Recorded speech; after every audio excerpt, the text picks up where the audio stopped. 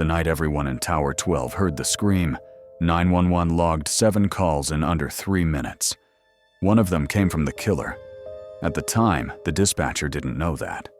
To her, they were just voices in her headset, apartment numbers in a system, little green dots on a digital floor plan.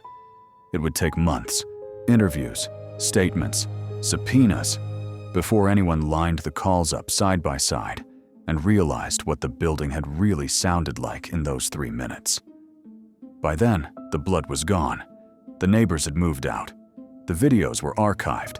The only honest record left was the tape. 2241 Bor. Call number 1 source.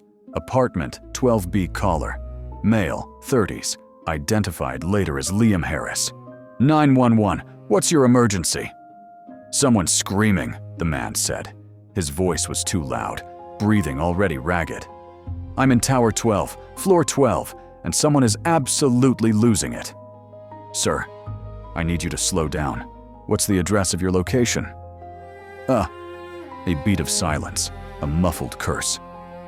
Parkway Heights, Tower 12, 4110 West Maple, 10th or 12th floor. I can't. It's right above me or next to me. I don't know, it's... A sound cut across the line. Not loud, not cinematic, just sharp. A single, high-pitched scream, abruptly strangled. The dispatcher, Angela Ruiz, had been on the job 12 years. She'd heard every possible version of that sound through a headset. Panic, shock, grief, theater. This one slid under her skin like a needle. Sir, what apartment are you in? She asked. 12B, he said. The wall just shook. My baby's awake. My wife's. More noise in the background. A child wailing.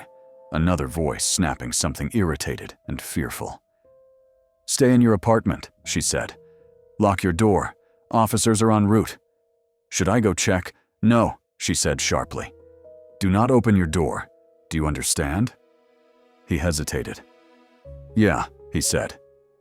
Okay. Okay. The line cut. In the recording, if you turn the volume up high enough, you can hear him still breathing for half a second after the call disconnects, like he doesn't quite trust himself not to say something else.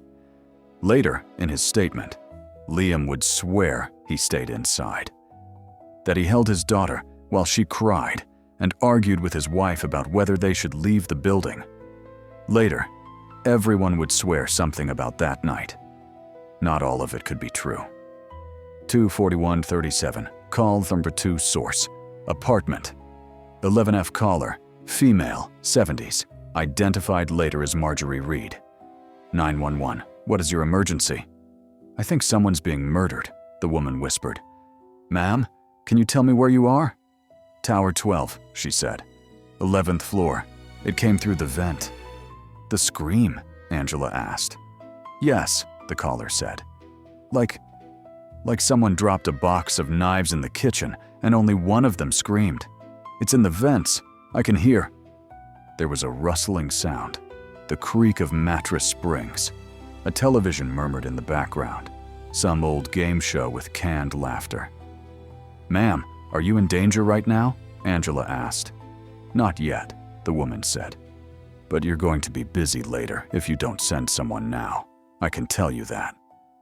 Can you see anything from your door? Angela asked. Any movement in the hallway? I'm not opening my door, the woman said primly. Last time I opened my door at night, it took the fire department 40 minutes to come and shut off the alarm. Okay, that's fine, Angela said. Stay inside. Officers are already on their way to your building. Do you know who lives in the apartment above you? A young woman, the caller said. Always running in heels at odd hours. He brought her groceries last week. Angela frowned. He? She asked. Who's he? A pause. Well, Mrs. Reed said. You'd know that better than I do, wouldn't you? I'm not sure I understand, Angela said. I hear everything through these floors, the old woman said. You send him up here all the time. Ma'am, who are you talking about? The security man, she said impatiently. The one from the lobby. The one who thinks no one hears him when he argues with people in the hallway. He was up here earlier tonight. I heard him. The hair on Angela's arms prickled. Do you know his name? She asked. I'm not his friend, the woman sniffed, but I know his walk, heavy, like someone who thinks every floor belongs to him. She sucked in a breath. Oh God, she whispered. There it is again. There was no scream on the recording this time, just a long, low scraping sound, like furniture being dragged over tile. Ma'am? Angela said. What do you hear? He's cleaning, the old woman said. That's the worst part. Whoever it is, he's already cleaning. 2242 Swan. Call the 3 source. Apartment. 12 Foch caller. Female, 20s. Identified later as Jenna Quintero. 911. What's your emergency? This is Jenna on 12H, the caller said. We met last week. I called about the guy sleeping in the stairwell. I don't know if you remember, but hi, Jenna. This is Angela, she said. She did remember. The anxious girl with the podcast voice who'd second-guessed every detail of her own story. Tell me what's happening. There was a scream, Jenna said, like horror movie loud. It came from, I think, 12F, the door across from me, or 12G. It echoed. I opened my peephole, but there's nothing. I'm filming, just in case. Please don't open your door, Angela said. Can you hear anything now? Footsteps, Jenna said. Heavier than hers. She usually wears heels. These are, I don't know. Boots. You mentioned 12F, Angela said. Do you know the woman there? Not really, Jenna said. She moved in a month ago. I hear her on the phone sometimes. She laughs a lot. Or used to. Another sound filtered down the line. A thud. Another. Something like a body being dragged. Okay. He's definitely dragging something, Jenna whispered. Oh my God, what if… Jenna, Angela said, keeping her voice level. Can you describe what you see under your door? Any shadows? Jenna sucked in a breath. Yeah, she whispered. There's… oh God, there's light.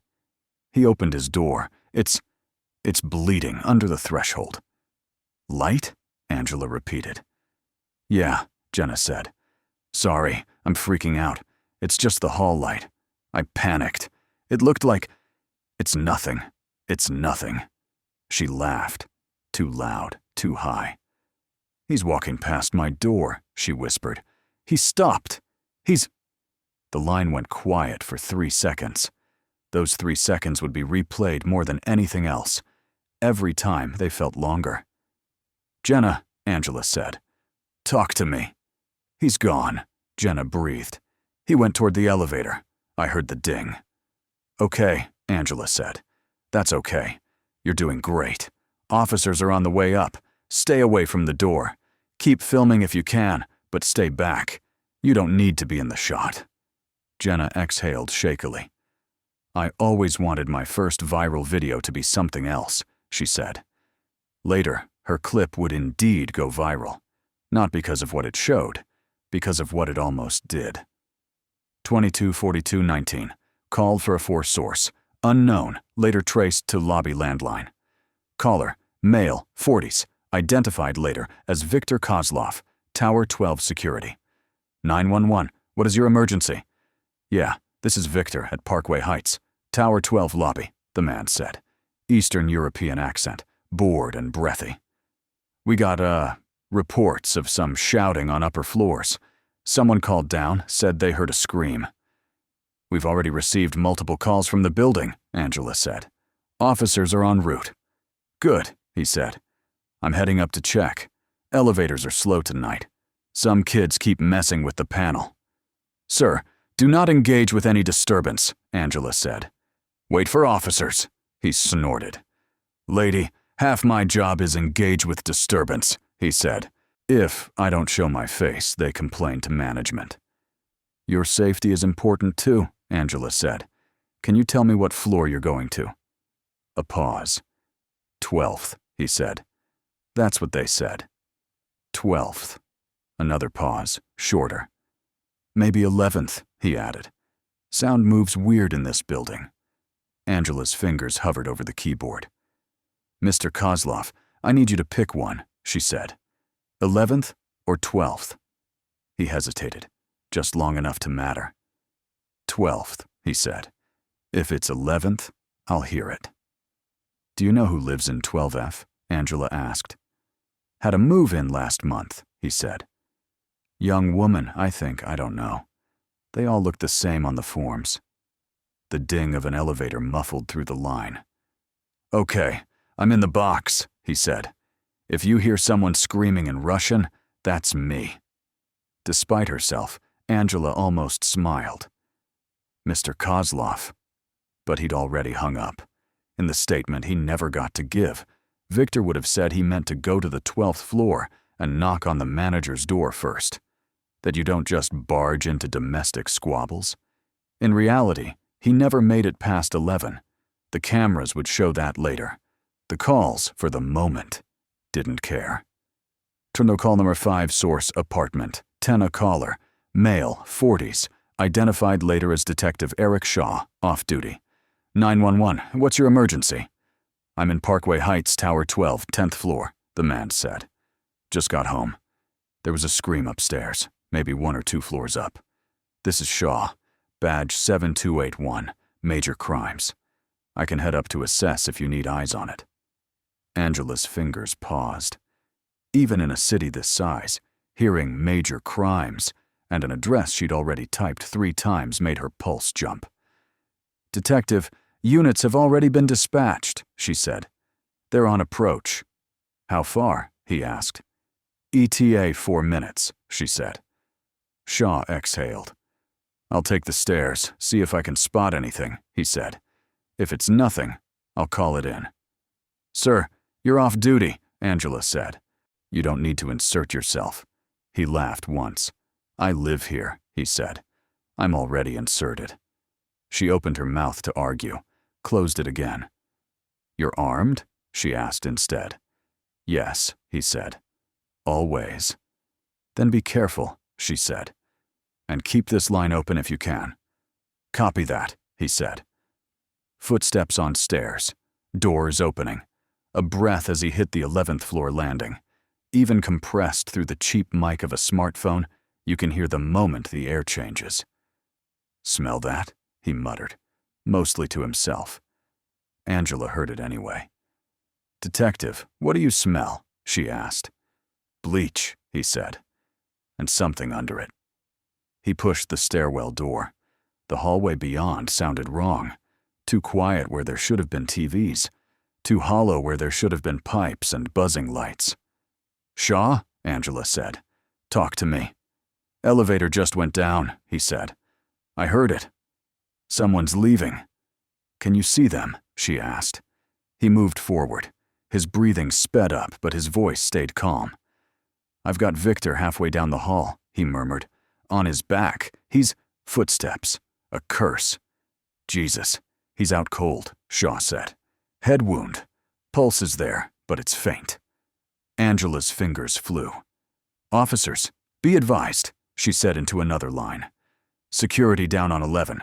Possible assault. Suspect may be in elevator or exiting building now. Shaw's voice cut back in. Door 12F's directly above this spot, he said. I can see a drip pattern coming through the ceiling. Not much, but enough. Detective, I need you to stay with the injured, Angela said. EMS is en route. I can't leave this hallway, he said. If I go up now, I lose the guy in the elevator. If I stay, I lose whatever's happening upstairs. He swore again, under his breath. Okay, he said. Okay, staying with Victor. Tell your guys to hit the lobby hard. He was saying the right words. He already knew, deep down. They were too late. Trans call number 6 source, unknown, blocked. Later traced to prepaid cell caller. Male, 30s, unidentified at time. 911, what's your emergency? There's been an attack in Tower 12, the man said. His voice was calm. No panic, no hitch, just flat information.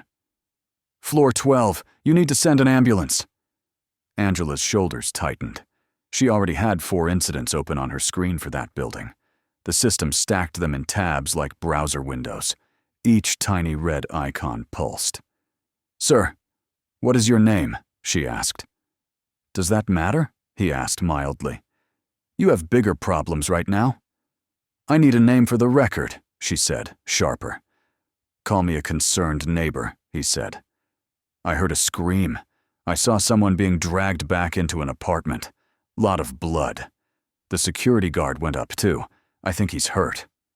Angela's eyes flicked to Shaw's call, still live in her other ear. "How do you know the guard is hurt?" she asked. "I saw him fall," the man said. "From where?" she asked. Silence. The kind that isn't someone searching for words. The kind that's someone deciding what to say next. "The stairwell," he said finally. I stepped out to look when I heard the scream. You know how thin these walls are." "What floor are you on?" she asked. 12th, he said. "Then how did you see the guard fall on 11? She asked. A soft chuckle slipped down the line. "You really are good," he said. "They should give you a medal." Angela's hand tightened around her pen. "Sir, are you in immediate danger right now?" she asked, keeping her voice level. "Aren't we all?" he said. In the background, faintly, she heard a sound she'd trained herself to listen for without even thinking. The echo of an elevator bell. "Officers are on the way," she said. "Stay where you are." "I don't think so," he said. The line clicked. Later, they'd traced the call to a cheap prepaid handset bought for cash 10 days earlier. Later, they'd line his words up with the others and realize the truth. He wasn't describing something he'd seen from a distance. He was narrating something he'd just done. 243, photocall from 7 source, apartment, 15C caller, female, 30s, identified later as Kate Murphy. 911, what's your emergency? "I know you're already getting calls about Tower 12, the woman said. Her accent was faintly southern, clipped at the edges like someone who'd been in the city too long. "I'm on 15. There's something you need to know." Angela pinched the bridge of her nose. 7 calls now. "Okay," she said. "What's your name, ma'am?" "Kate," she said. "Kate Murphy. I'm in 15C. I don't know if it matters, but this isn't the first time." "First time what?" Angela asked. "That there's been a scream," Kate said. "That someone's been dragged.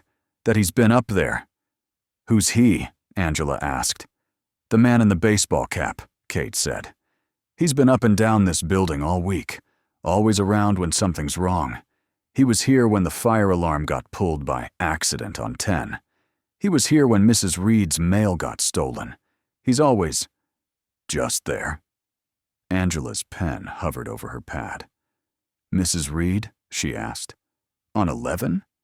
"Yes," Kate said. "He brought her a package last week. She thanked him so loudly the whole building heard. Said he was the only one who paid attention to her." "Do you know his name?" Angela asked.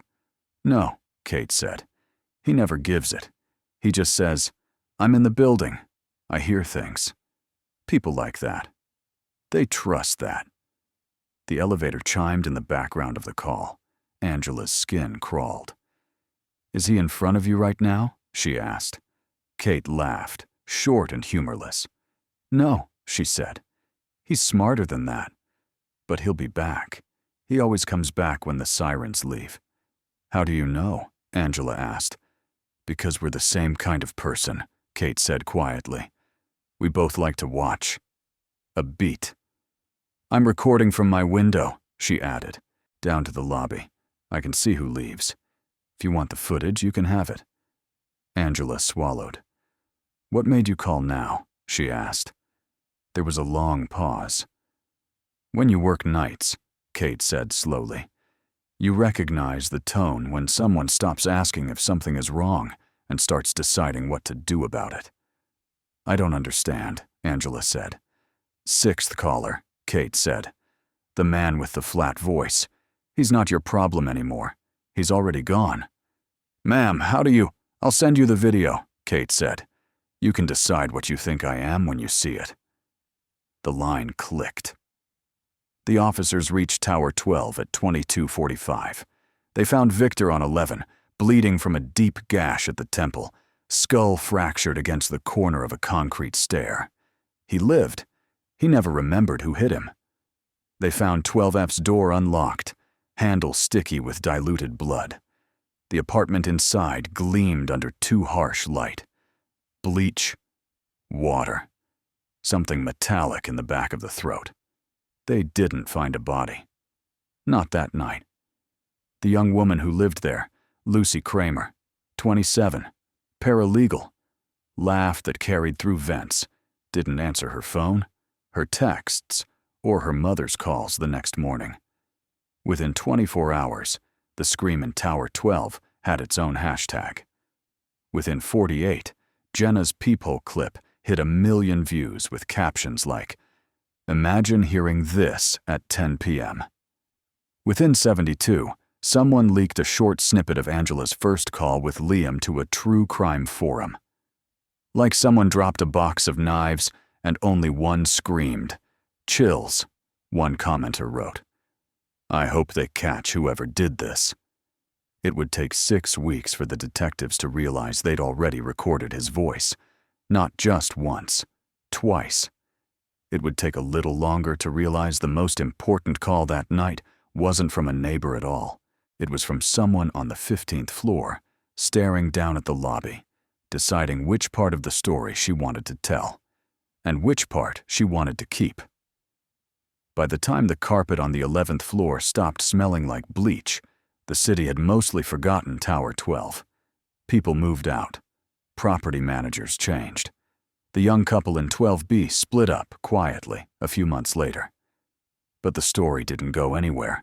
It lived on in reaction videos, Reddit threads, body language breakdowns, and one particularly popular 3-part true crime series called The 7 Calls. They never mentioned the 8th. Detective Eric Shaw still heard the scream in his sleep. Not the sound itself. That 2-second spike of audio had been replayed so many times, it might as well have been a notification tone. But the moment right after. The part where the building held its breath. Victor's blood tacky on the stairwell floor under his hand, the faint drip from the ceiling above, the taste of chlorine and copper in the back of his throat. You're romanticizing it, his partner, Diaz, told him once. It was 9 minutes of chaos and 3 months of paperwork. There's nothing mystical about bad wiring and worse neighbors. Yeah? Shaw said. Tell that to the vent lady. They were in the squad room 6 weeks after the scream, drowning in reports. Lucy Kramer was still missing. No body, no credit card hits, no phone activity. Missing posters peeled on bus stops, while grainy stills of Tower 12's hallways floated in and out of news cycles. We've got 6 angles on that night, Diaz said, tapping a printout. 6 cameras, 7 calls, 13 witness statements. We can't even agree what floor it happened on. We have an apartment scrubbed with bleach and no tenant, Shaw said. We have a security guard with a concussion and convenient amnesia. We have an anonymous mail caller who knew Victor went down before anyone else did. And we have no face, Diaz said. Baseball cap in the lobby cameras, hoodie in the stairwell, back of a head at the grocery store. This guy's a ghost. Ghosts don't knock, Shaw said. They ride elevators. He pushed a folder into the middle of the table. Kozlov's logs, he said. Tower 12's security log was half digital, half handwritten, like someone had tried to drag it into the 21st century and given up. Sign-ins, vendor names, maintenance tickets. On the night of the scream, the entries went. 1903, fire alarm tech, Alan Myers, Tower, 12, panel check. 1927, food delivery, 10C, 2011, plumber, cancel.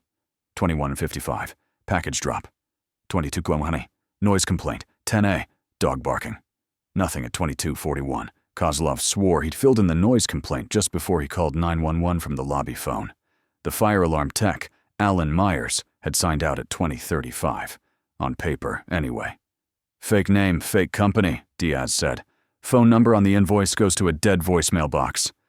The van was real, Shaw said. We found it 3 days later, abandoned 2 blocks away. Empty bleach bottle in the back. No prints. Everybody uses bleach, Diaz said. That's half the problem. Shaw flipped the logbook page. In the margin, someone had doodled the same small shape over and over. A rectangle with a cross in the middle. Elevator buttons. The first real break didn't come from a lab. It came from upstairs, 15th floor. Kate Murphy keeps calling, Angela, the dispatcher, told them. She wants to talk again. She already gave us 2 statements, Diaz said. Plus that USB with the lobby footage that turned into 1,000 TikToks. She says there's more, Angela said. You believe her? Shaw asked. Angela, who had listened to every second of that night through a headset, nodded. She's not like the others, she said. Most people called once, dumped their fear on us and hung up. She edited herself while it was happening. Edited herself, Diaz repeated. Curated, Angela said. You don't do that the first time you think you're hearing a murder. You do that when you're used to treating your own life like content. Kate's apartment in 15C looked almost exactly the way Shaw had pictured it. Neat, sparse, lived in by someone who spent more time consuming lives than living one. A ring light leaned against a bookcase, a microphone perched on the edge of a desk. Her laptop wallpaper was a freeze frame of a wave curling over an empty beach. Sorry about the mess, she said, sweeping a stack of printed forum threads off the coffee table. The mess was a carefully organized pile of Tower 12 ephemera, screenshotted Reddit posts about the Scream, printouts from art or true crime, a blurry photo of Victor in his lobby chair, circled in red. You've been busy, Diaz said. I work nights, Kate said, and then I come home and listen to other people's. She gestured at a pair of large headphones. Podcasts? Shaw asked. Everyone needs a hobby, she said. You said you had more video, Shaw said. She nodded. So do you, she said. You just didn't know it. She slid a USB stick across the table, but didn't let go when he reached for it.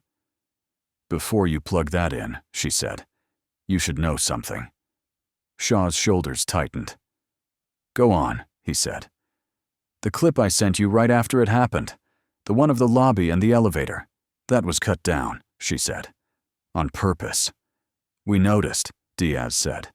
There's a jump between 2242 and 2244. We assumed the feed glitched. It didn't glitch, Kate said. I trimmed it. Why? Shaw asked. She looked past them, out the window, down toward the concrete twin shapes of Parkway Heights. Because I didn't want to be sure, she said. If I sent you everything, then whatever I'd seen stopped being maybe in my head and became evidence. Evidence is heavier than guilt. You withheld evidence, Shaw said. I provided a filtered version, she said. At the time, that was the only way I could live with being the one who saw it first. Diaz opened his mouth, then shut it. Show us, he said. The uncut lobby feed didn't jump. It flowed. 10 seconds of empty tiles and revolving doors. Victor's chair, vacant. He was already lying on 11. The elevator display ticking down from 12. At 22:43:11, the doors slid open. A man in a baseball cap stepped out. Dark jacket, khaki pants, head down, brim low. In the clip Kate had sent before, that was the frame everyone froze. Cap plus elevator. Villain, looped with ominous music. In the original, he wasn't alone. A second figure pushed a rolling housekeeping cart out of the elevator behind him. The cheap kind the building kept for cleaning staff. Except this one was covered with a white plastic sheet, the kind you'd throw over a couch. In the harsh lobby light, something darker bloomed through near the center. Concentrated, like someone had spilled a bottle of red wine in one spot and tried to wipe it away. Stop, Shaw said. Kate paused the video. The man in the cap had one hand on the cart handle, head tipped toward it. Even at low resolution, his body language was clear. "This is mine." "That wasn't in your first upload," Diaz said. "I know," Kate said. "Why?" Shaw repeated. "Because I didn't want to be the one who proved she wasn't walking around somewhere," Kate said quietly. "As long as I didn't send you the cart, I could pretend Lucy might still be alive." "So you trimmed out the part where he rolled a body through the lobby," Shaw said. "I trimmed out the part where I watched," she said. "It felt the same." She hit play. The man in the cap pushed the cart toward the doors. Outside, through the glass, the front drive was mostly empty. A rideshare car idled by the curb. No one looked in. He reached the doors and knocked them open with his shoulder, dragging the cart over the threshold. As he did, he lifted his head. Not all the way.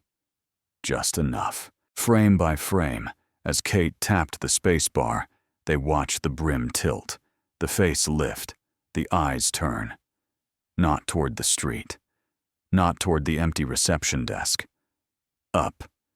Toward the 15th floor, where a woman with a camera had been filming from her window.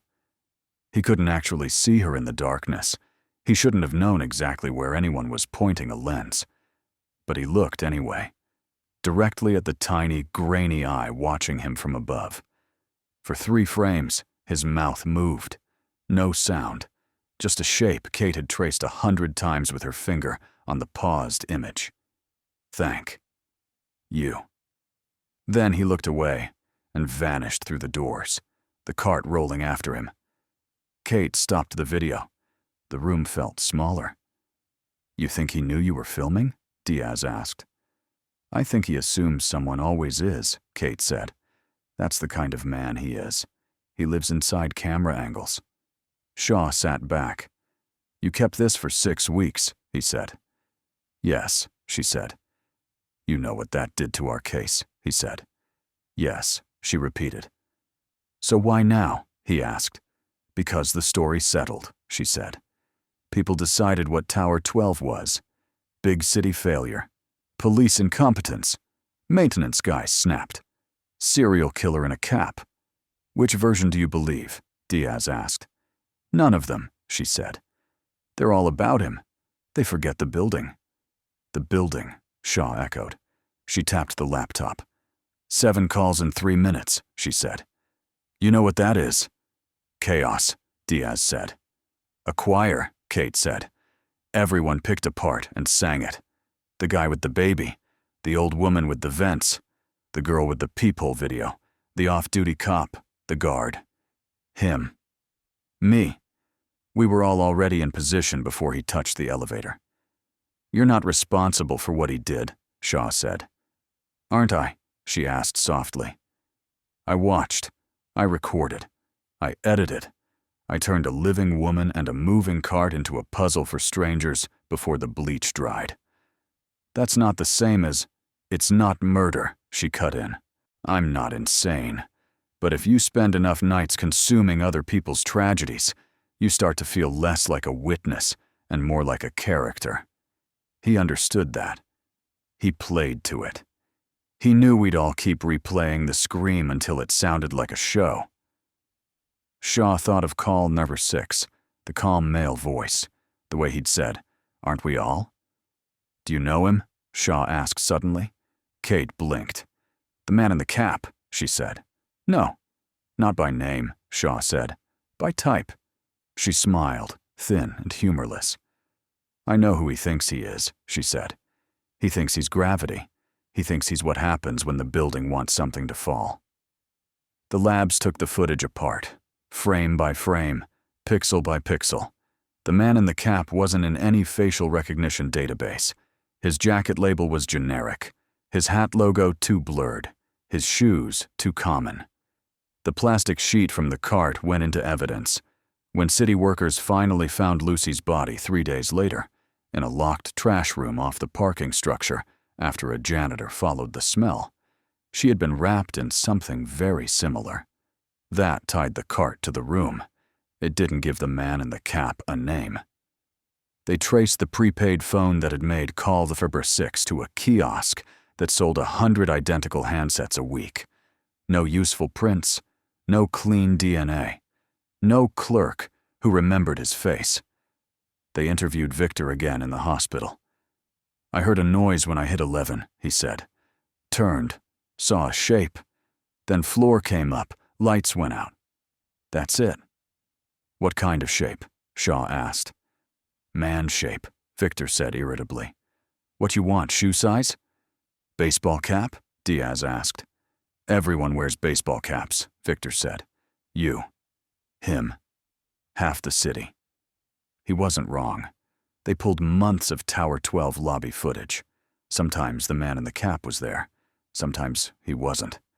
Sometimes a different man, different cap, same silhouette. Online, that turned into its own mythology. He lived in the building the whole time. He was never real, just a glitch. Multiple men. One hat. Shaw knew better. The point wasn't who he was. The point was what he understood. In a tower full of people used to watching their own lives on screens, the fastest way to disappear was to become an image and let everyone else argue about the pixels. The 8th call surfaced by accident. 3 months after the scream, a junior tech in records was beta testing an AI transcription system for old 911 tapes. He fed in the Tower 12 audio just to see how it handled overlapping channels. 7 calls populated the dashboard. An 8th hovered at the top, half corrupted. 2244. Caller 0 source, unknown, blocked. Caller, female, 30s, unconfirmed.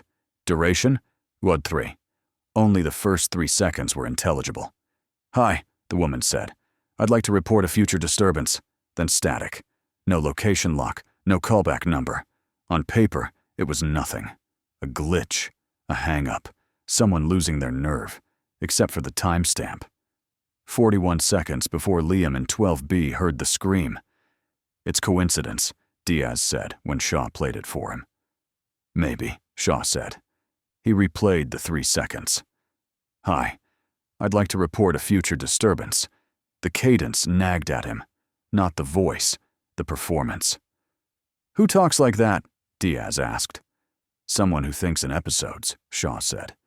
"Someone who's already imagining the recap." "You think it's him?" Diaz asked. "The cap, using a voice changer?" Shaw shook his head slowly.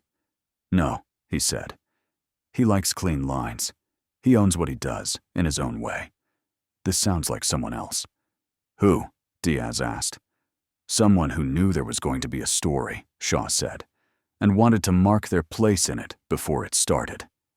Years later, after the file went officially cold, Shaw heard Kate's voice again. Not on a witness recording, on a podcast. "Welcome back," she said. "Tonight we're talking about what a building remembers. 7 calls, 1 scream, and how fear sounds when it hits concrete." Her show wasn't huge. Cult audience, long episodes, no ads. She never used the name Tower 12. She didn't have to. Anyone who'd been there recognized the outline in the way she talked. A man with a baby, frozen by the wall. An old woman listening to her vents. A scared girl peering through a peephole with her phone recording. An off-duty detective smelling bleach on the stairs. A security guard riding the elevator one time too many. An anonymous man narrating his own crime in a calm voice. "And then," she said in one episode, "there's the caller who dials before the scream." She played 3 seconds of audio. "Hi, I'd like to report a future disturbance." Most people hear that and think, creepy, she said. They picture the killer, smug and clever, calling his shot. But there's another way to hear it. Shaw leaned forward on his couch. He hadn't heard anyone outside the department mention the 8th call. Not in the forums, not in the documentaries, not in the YouTube miniseries that stole half their graphics. "We like clean before and after," Kate said. "Like catastrophe drops out of nowhere onto an ordinary night. It almost never does.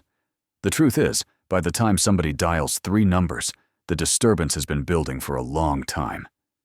She let the silence stretch. "Think about it," she said. The old woman counting footsteps in the ductwork. The girl practicing her "if something happens" speech into a mic. The guard who's learned exactly how much noise management expects him to ignore. The cop who can't walk past a stairwell if the air smells wrong. The neighbor at the window, lens already pointed down. The man in the cap, riding elevators like stage lifts. We, Shaw noticed. Not they. "We built the stage," Kate said softly. "The scream just told us the play had started." Shaw replayed those 3 seconds. "Hi. I'd like to report a future disturbance." For the first time, he heard something he'd missed. The tiniest quiver on the word future. Not fear. Excitement. "Do you think it was her?" Diaz asked later, after Shaw made him listen. "You think she called before it happened?" "I don't know," Shaw said. If he'd had to bet, he'd have said no. Kate didn't need to dial to be in the story. She was the echo.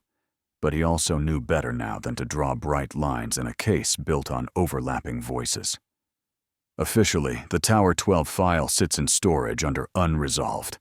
Unofficially, everyone has their version. The man in the baseball cap was a contractor with a grudge, or a serial killer passing through, or a bored maintenance guy who finally snapped, or an urban legend stitched together from bad footage and worse imaginations. Ask 10 people who really called that night. You'll get 11 answers. Liam will tell you it was the guy above him. Mrs. Reed will swear it was the building itself. Jenna will say it was the algorithm that put her clip on every screen. Victor will say it was gravity. Kate will tell you it was all of them, singing different notes of the same scream. Shaw doesn't bother arguing anymore. He has his own quiet verdict. Somewhere between that first jagged yell and the last siren, a man in a cap pushed a cart through a lobby and looked up to thank the camera that made him immortal. Somewhere, 41 seconds earlier, someone else picked up a phone and claimed a front row seat in the story. The internet will keep looping the 7 calls. The building, if it remembers anything at all, remembers 8.